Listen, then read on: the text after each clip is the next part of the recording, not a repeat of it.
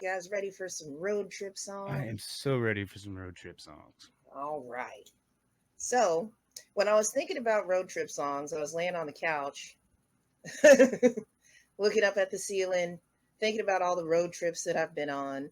And I decided to just pick the one songs that always play anytime I'm on a road trip, at least once, because I do. I have about five that I play every time.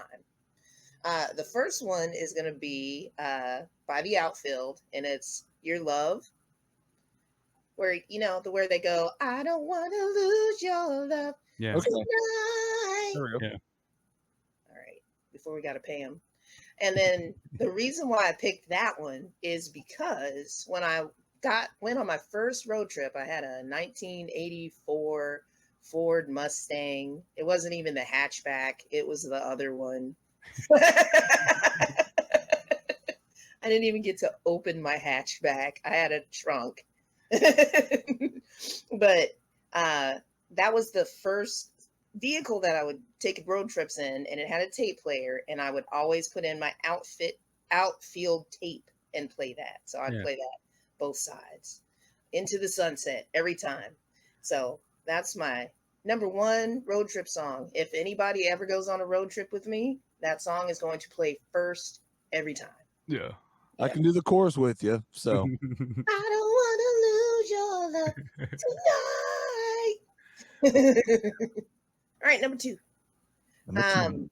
So this is the first time that I ever heard this song. It's called Sometimes Salvation, and it's by the Black Crows. Ooh. And I was on a road trip at that time, and the gentleman that I was on the road trip with was like, "You gotta hear this song," and I was like, "Please stop showing me music." And then he's like, "No, you'll love it. You gotta hear this song."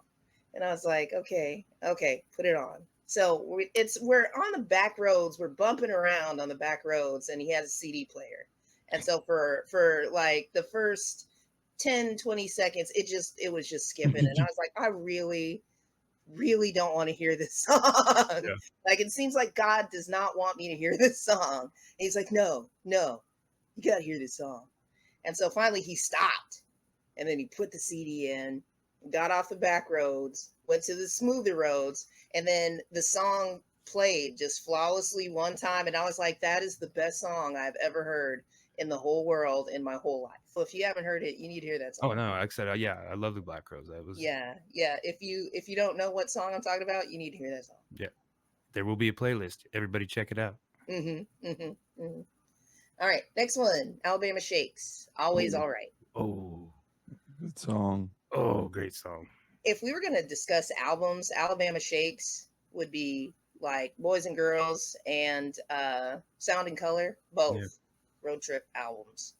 It's just they just take you there. Such all a the beautiful time. voice, powerful. It's like, holy crap! I couldn't, I think I heard the song first, and then I watched the video, and I was like, holy shit! Yeah. She's getting down, and it's just giving it all, leaving it there, and Oh yeah. I saw him live. It was crazy. ooh, It was absolutely crazy, and it was at the Starlight Theater in Kansas City, to where it was echoing off of everything. oh, It was crazy. amazing. Oh my God. Awesome. Yep. Number 4. Yeah. Nickelback. As you all know. Do you like them? You've never really told us if you're a fan of them or not. I know. I keep it a mystery. But I love Nickelback. So Okay. much.